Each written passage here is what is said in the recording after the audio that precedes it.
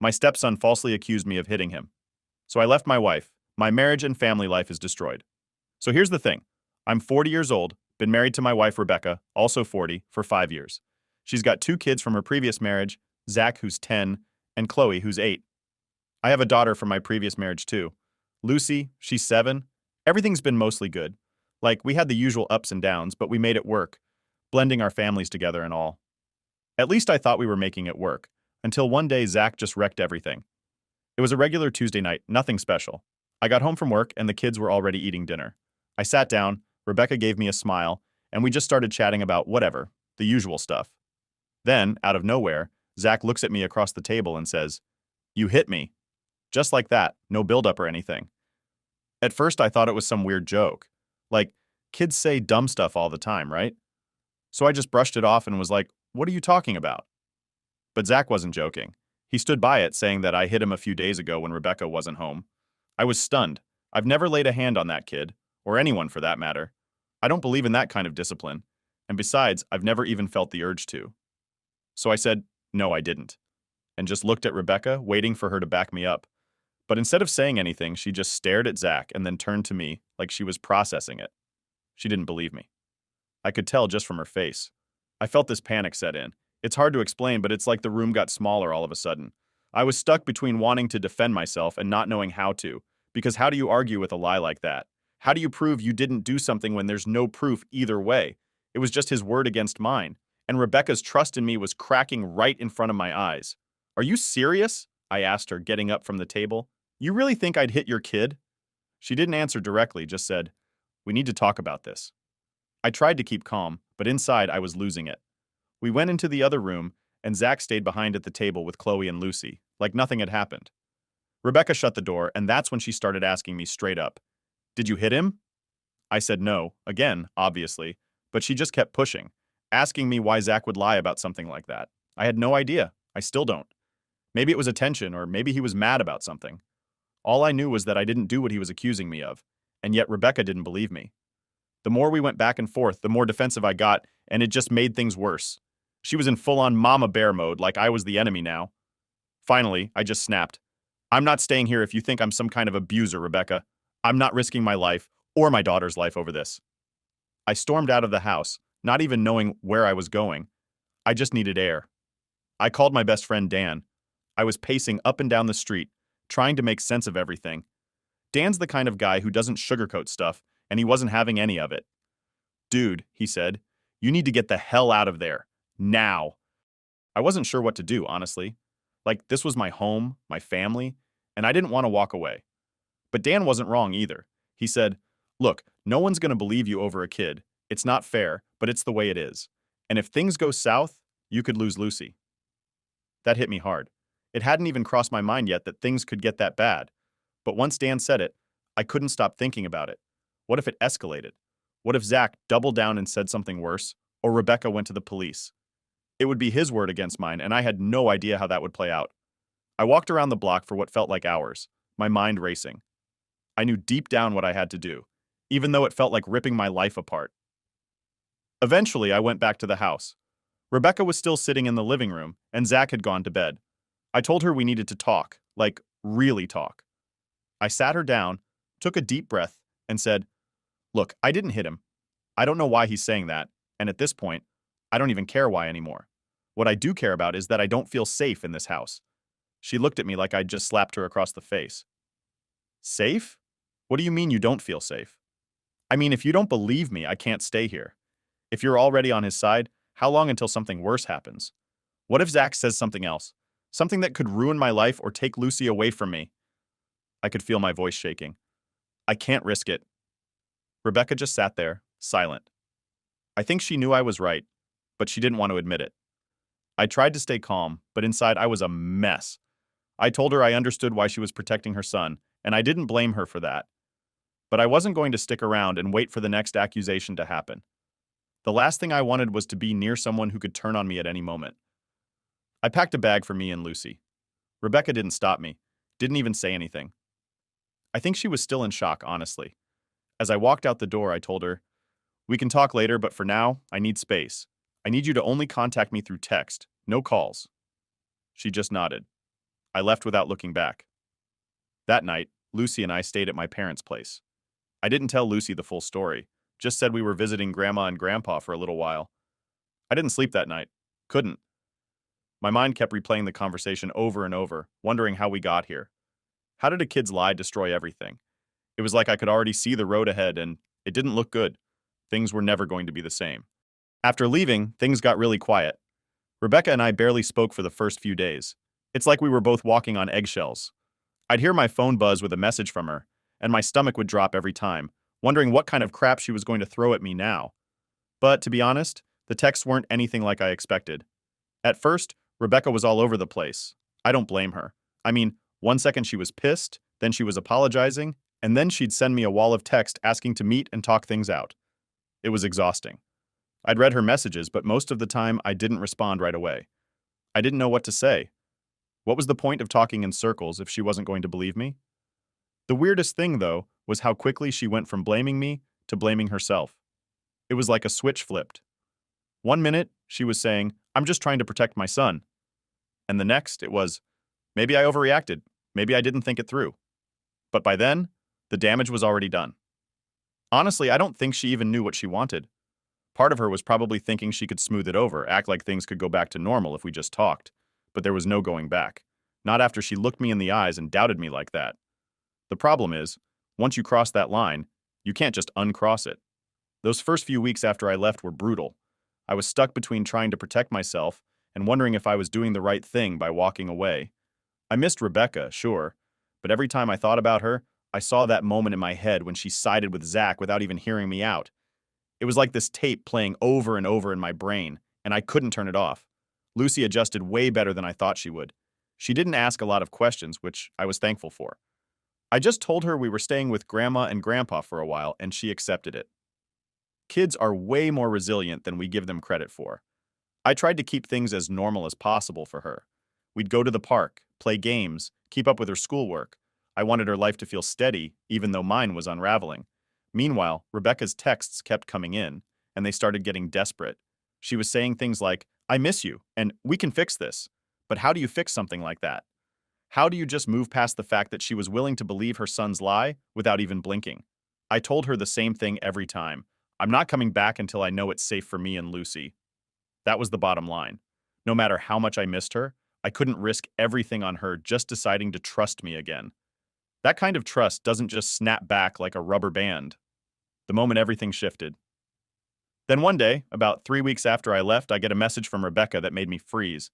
It was different from all the others. She said, "I believe you now." Just like that. It was so out of the blue I had to read it a few times to make sure I wasn't imagining it. Apparently, after I left, she started thinking more about what Zach said and how he said it. She noticed some things that didn't add up. His story kept changing, and the more she pressed him, the more inconsistencies popped up. Eventually, she realized that Zach had been lying the whole time. I should have felt relief, right? I mean, that was what I'd been waiting for. But honestly, I didn't feel relief at all. I felt angry, furious even. Like, great, now you believe me. But where was that doubt when it actually mattered? Where was that critical thinking when you were accusing me of something so serious? You believed him over me without even questioning it. And now I'm supposed to just be okay because you've suddenly figured out the truth? Rebecca apologized in her texts, over and over. She begged me to come home. She said she was sorry for not believing me, that she knew she'd messed up, and she wanted to fix things. But I wasn't so sure I wanted to be fixed anymore. I knew I had to respond, but I didn't know what to say. There was no way I could just go back, pretend like nothing happened. My trust in her was shattered. And it wasn't just about the lie. It was about the fact that she could believe something so damaging about me that easily. How do you come back from that? So I texted her back and I said, "I'm glad you believe me now, but I can't risk it happening again. I can't trust Zach. And to be honest, I don't trust you either. I don't want to live in a house where I'm constantly worried about being accused of something like that again." Her response was heartbreaking. She asked me what I wanted her to do. She said she'd do anything to make it right, and I knew she meant it. But the truth was, I didn't know if anything could make it right. She asked me if I wanted her to give up custody of Zach and Chloe. That was something I hadn't even considered. I never thought it would come to that, but now that she mentioned it, I couldn't shake the idea. If Zach wasn't in the house, I wouldn't have to worry about another false accusation. But what kind of person would I be if I asked her to give up her kids for me? I told her I loved her, and I did, Still do in a way. But I also told her that I couldn't live in that house with her kids. I didn't trust it. I didn't trust them. I said I wasn't expecting her to give up her kids for me, but I couldn't see another way for us to move forward. It was this impossible choice, and I knew no matter what, someone was going to lose. When I hit send, I didn't know how she'd react. Would she be angry, hurt, beg me to reconsider? But what she said next was something I never saw coming. She was actually considering it. Rebecca said she'd thought about giving up custody of Zach and Chloe so we could stay together. I was stunned. This wasn't some off-the-cuff comment. She was seriously thinking about it. She wanted to make it work that badly. It didn't feel right, though. I mean, how could I let her do that? Her kids needed her, even if Zach had lied. And what kind of relationship would we have if it was built on something like that? It was a no-win situation. Update 1. So, here's the thing. When Rebecca told me she was actually considering giving up custody of Zach and Chloe, I didn't know how to feel. Like, this was a whole new level of messed up. On one hand, a part of me felt relieved that maybe there was a solution to all this mess. But the other part? I felt like absolute shit for even entertaining the idea. I never wanted Rebecca to give up her kids for me. I mean, what kind of person would I be if I asked her to do that? But the fact that she was thinking about it, that threw me. It was like she was willing to make the ultimate sacrifice just to keep me around. I couldn't wrap my head around it. A few days went by, and I was still processing everything. We were texting back and forth, but I was keeping my distance. Meanwhile, Rebecca's ex-husband, Kyle, caught wind of what was going on, and let's just say he was not happy. Out of nowhere, I get a call from Kyle. I didn't even recognize the number at first, so I let it go to voicemail. Big mistake. The message he left? Pure anger. I'll never forget his voice. He was furious, asking why the hell his ex-wife was talking about giving up custody of the kids and what kind of shit was going on in our house. At this point, I knew I had to talk to him. I couldn't avoid it. So I called him back, and the second he picked up, it was like I was being hit by a freight train of questions. He was pissed, and honestly, I didn't blame him. Kyle, what the hell is going on, man? Why is Rebecca saying she might give up the kids? Zach and Chloe are my children too. You don't just make decisions like that without talking to me. Me. Look, Kyle, it's complicated. Zach accused me of something that didn't happen, and it's thrown everything into chaos. I never wanted Rebecca to give up custody, but after what Zach did, I can't go back to that house. Kyle was silent for a second, and I could tell he was piecing everything together. Kyle. So, Zach lied? That's what this is about? Me. Yeah, that's the gist of it. Rebecca believed him at first, but now she knows it was all made up. But it's too late, man. The trust is gone. I can't live there with them, not after what happened. Kyle let out a long sigh, and for a second, I thought he was about to blow up again. But instead, he just sounded tired. Kyle. I can't believe this is happening. Zach, he's a good kid, but I don't know what's gotten into him lately. He's been acting out, but this is beyond anything I imagined. I didn't know what to say. I wasn't in the business of psychoanalyzing a 10-year-old. All I knew was that Zach's lie had wrecked everything. Kyle. Look, I'm angry, but I get where you're coming from. I don't want my kids in the middle of this mess either. But Rebecca giving up custody, that's not happening. I didn't argue with him. Honestly, I was glad he felt that way. The last thing I wanted was for Rebecca to go through with something she'd regret for the rest of her life. We agreed to leave it at that for now, and I hung up feeling like I'd just dodged a bullet, but also knowing that nothing had really been solved.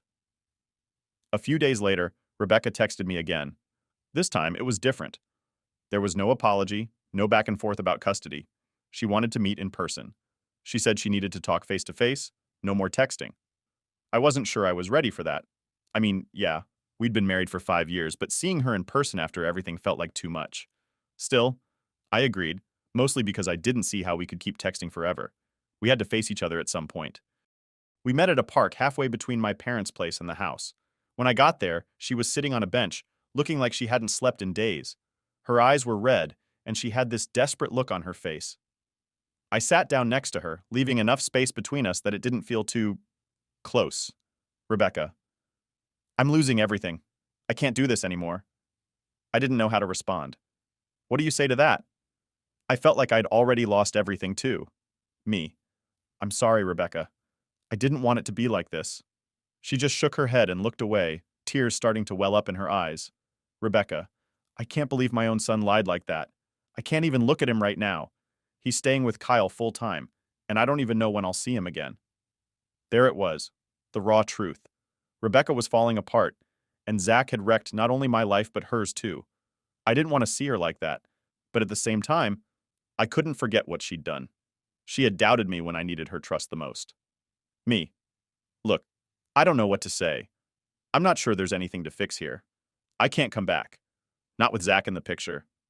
Rebecca. But I need you. And now, she paused, taking a deep breath. I'm pregnant. My heart stopped. I wasn't expecting that, not even close. I just stared at her, trying to process what she'd said. Pregnant? Now? In the middle of all this? Me. How far along are you? Rebecca. 12 weeks? I just found out a few days ago. I didn't even know what to say. It felt like everything had just gotten 100 times more complicated. Rebecca. I'm scared, okay? I don't want to go through this alone. I'm sorry for everything, for not believing you, for all of it, but please don't leave me now.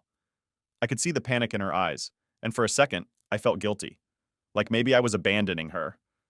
But then I remembered everything we'd been through, everything Zach's lie had done. This wasn't just about her anymore.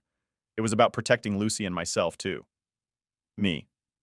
I'm sorry, but I can't do this. I can't come back and pretend everything's fine just because you're pregnant. We're still getting a divorce. Rebecca's face crumpled, and for the first time in a long time, I saw her break down completely. She cried, and I just sat there, watching her. There was nothing else I could do. I felt like the worst person in the world, but I knew I had to stand my ground. After that, we sat in silence for a while. I didn't know what else to say, and she didn't either. Eventually, I stood up and told her I had to go. She didn't try to stop me. I think she knew that things were beyond fixing. As I walked back to my car, I felt like something inside me had finally snapped. This was it. There was no going back, no second chances. I'd done everything I could, but in the end, it wasn't enough. I drove home feeling numb, like my entire world had collapsed. And maybe it had. Update 2. The days after that conversation at the park felt unreal, I guess. I mean, here I am, dealing with a divorce, a false accusation from a kid I thought I was starting to connect with, and now, a baby on the way. It was like life kept throwing stuff at me, and I was just standing there, taking it. I kept telling myself to stay strong for Lucy, but it was hard. Rebecca and I didn't talk much after the park. We went back to texting, but it was different now. The tone was off. She wasn't begging me to come back anymore. Instead, she was resigned. Like she'd finally accepted that this was happening, that our marriage was really over. The divorce papers were already in motion. We'd both agreed to keep things as civil as possible for the kids' sake. But no matter how calm we tried to stay, there was still this huge elephant in the room. The baby. I didn't know how to feel about it. One part of me wanted to be excited, you know?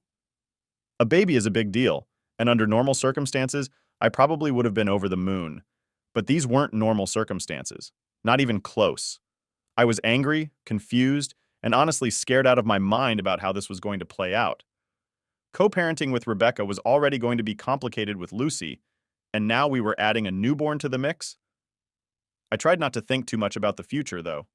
I was focused on getting through each day, one at a time. I had to make sure Lucy was okay, that she wasn't affected by all the chaos going on around her. A week or two after our talk, Rebecca sent me a long message about Zach. She told me that their relationship had completely fallen apart since the whole incident. Zach had moved in with Kyle full-time, and Rebecca barely heard from him anymore. She tried calling, texting, even showing up at Kyle's place, but Zach wanted nothing to do with her. Honestly, I wasn't surprised. Kids can be ruthless sometimes, and Zach was probably feeling the weight of his lie. He knew what he'd done, and now that everything was out in the open, it was like he couldn't face the consequences. So, instead of trying to fix things with his mom, he just disappeared. I felt bad for Rebecca, though. No matter what happened between us, I didn't want her to go through that. No parent deserves to be cut off from their kid like that, especially not when they're still so young. She told me she was heartbroken, that she didn't know how to fix it. I didn't have any advice to give her. What could I say? She'd believed Zach when he told the lie, and now that the truth had come out, their relationship was shattered. It wasn't like I could swoop in and make everything better. If anything, I was part of the reason things were broken in the first place, even though I didn't ask for any of this. There were moments when I'd sit and think about everything that had gone down, and I'd get hit with this overwhelming guilt. I knew it wasn't really my fault, but it felt like it.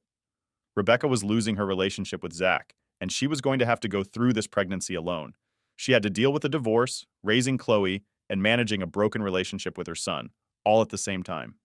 I kept replaying that moment in the park, when she told me she was pregnant, how scared she looked.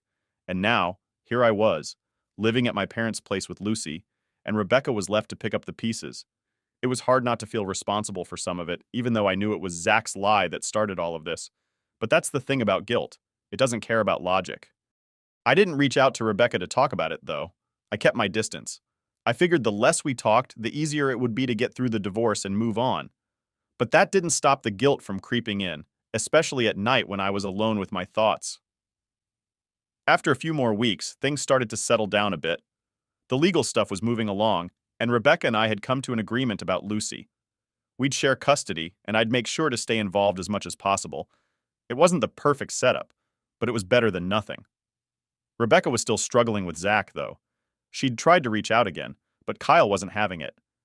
He was still pissed about the whole custody conversation, and I couldn't blame him. If the roles were reversed, I would have been just as angry. Rebecca told me she hadn't seen Zach in over a month.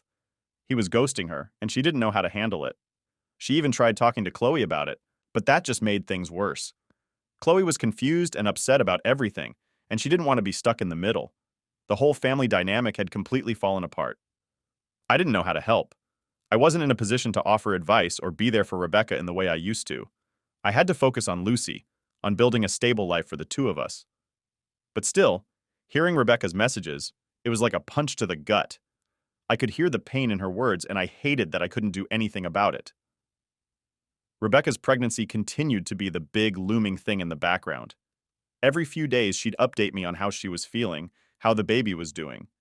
It was weird, knowing that I was going to be a dad again, but not being part of the process like I was with Lucy. I wasn't going to be there for the doctor's appointments, the ultrasounds, or even the birth. It felt disconnected, like I was watching it all from the outside. We talked a little about how we'd handle things once the baby was born. Co-parenting was going to be tricky, especially since we'd be living apart. But we agreed that we'd figure it out as we went. We didn't have much of a choice. Rebecca said she'd do everything she could to make sure Zach didn't cause any more problems. But even with that promise, I couldn't shake the feeling that it was too little, too late. The damage had already been done. I guess looking back, this whole thing feels like a slow-motion train wreck. I didn't want any of this to happen, but once it started, there was no stopping it. One lie from Zach, and my entire life flipped upside down. Now here I am, trying to pick up the pieces and figure out what comes next. Rebecca's about to give birth to a baby we'll have to co-parent while we go through a divorce. Zach is barely in the picture, and Lucy is the only thing keeping me grounded. All I can do is keep moving forward and hope that, someday, things get better. Update 3. The day I officially got the divorce papers in my hand was the weirdest feeling. I'd been expecting it, waiting for it, but when it actually arrived, I just stared at the envelope for a while. I wasn't even sure why it hit me so hard. It wasn't like it was a surprise. Rebecca and I had both agreed this was where we were headed. Still, it felt like the final nail in the coffin of a life I thought I'd be living for a lot longer. I didn't open the envelope right away. I just left it on the kitchen counter and went about my day trying to distract myself with Lucy. She's so intuitive, that kid. She could sense something was up, even though I was putting on my best everything's fine act. She kept asking me if we were still going to the park later, like she was testing to see if the plan was still on. I promised her we'd go, no matter what. It's moments like that when you realize how much kids pick up on, even when you think you're hiding things well. She didn't know about the divorce yet, not the full picture anyway. I told her that her mom and I weren't going to live together anymore, but explaining the why of it all, I wasn't sure how to do that without dumping adult problems on her. She didn't need to know the specifics. She just needed to know I was there for her no matter what. Rebecca's struggles. Meanwhile, Rebecca was in her own world of chaos. She was dealing with the final stages of pregnancy, the divorce, and trying to fix her relationship with Zach. I'd hear bits and pieces from her through texts, mostly about how difficult it had become to even get Zach to respond to her.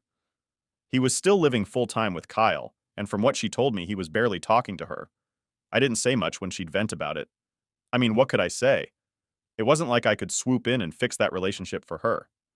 Zach had made his choices, and Rebecca was dealing with the fallout. I felt for her, honestly. I might have been pissed at her for how everything went down between us, but no parent deserves to lose their relationship with their kid. And from what I could see, Zach wasn't budging. There were even a couple of times when Rebecca hinted that maybe I could talk to Zach, try to help patch things up. But that was a non-starter for me. I told her straight up, That's between you and him. I can't get involved. I didn't want to make things worse by sticking my nose into that mess. Zach had already made his feelings clear about me, and I wasn't about to jump into that fire again. When Rebecca's due date finally came around, I wasn't there. That was the hardest part. With Lucy, I was at the hospital, right by Rebecca's side, holding her hand the whole way through. This time, I was sitting at my parents' place, waiting for a text to let me know it was over. I'll never forget that feeling, knowing that my child was being born, but I wasn't there. I kept pacing around the house, checking my phone every 5 minutes, waiting for an update. Finally, around 3 a.m., I got the message. He's here. It was a boy. My son. I didn't know what to feel. There was this rush of happiness. Because let's be real, a new life coming into the world is always something to celebrate. But there was also this pit in my stomach, like I was already missing out on so much. I wasn't there to hear his first cry. I wasn't there to hold him for the first time. Rebecca sent me a photo of him a little later. He was tiny, wrapped up in one of those hospital blankets with a little hat on his head. He was perfect, and I wasn't there. The first few weeks after the baby was born were complicated. Rebecca and I were trying to figure out how to co-parent, but it was messy. She needed help, but I wasn't living there anymore, and I had Lucy to think about too. There was this constant back and forth about when I could come over to see the baby, how often I'd be involved, what was fair, and all that. I went over a few times to help, but it was awkward. There was this wall between us now. We weren't just parents anymore. We were divorced parents. Every interaction was tinged with this unspoken tension, like we were both just trying to get through it without bringing up all the crap that led us here. But holding my son for the first time? That was something else. He was so small, and I just kept thinking about how much I'd missed already, even though he'd only been around for a couple of weeks. I wanted to be there for him, to be the dad he needed. But how was I going to do that from a distance? Co-parenting with Lucy was already hard enough. Adding a newborn to the mix made it feel impossible. Rebecca was still dealing with Zach's absence, and it was weighing on her. She tried to hide it, but I could see how exhausted she was. She'd talk about how she didn't know how to juggle everything, being a mom to Chloe, raising a newborn, and trying to fix things with Zach. I didn't have the answers, and I wasn't in a position to offer much support beyond being there for the baby. After a couple of months, things started to settle into a weird kind of normal. Rebecca and I worked out a routine for sharing time with the baby, and Lucy was adjusting to the new situation. I'd have Lucy with me most of the time, and then I'd go over to Rebecca's to see the baby a couple of days a week. It wasn't ideal, but we made it work. There were still plenty of moments where I felt disconnected, like I was only getting bits and pieces of my son's life. But that was the reality now. I had to accept that I couldn't be there every second, that I had to let go of the idea of a normal family. Because nothing about this was normal. Lucy, though, she was a rock star through it all. She took to being a big sister like it was second nature, and seeing her with the baby brought a little bit of light into the mess. She didn't care about the divorce or the custody stuff or any of the adult drama. All she cared about was her baby brother, and that was enough for her. Now, looking back at everything that's happened, I'm still trying to wrap my head around it. One false accusation, and everything unraveled. My marriage, my family, my life, it's all been flipped upside down. But somehow I'm still standing. I've got Lucy, I've got my son, and I'm trying to build something out of the wreckage. It's not perfect, and it probably never will be. But it's the life I've got now, and I'm doing my best to make it work.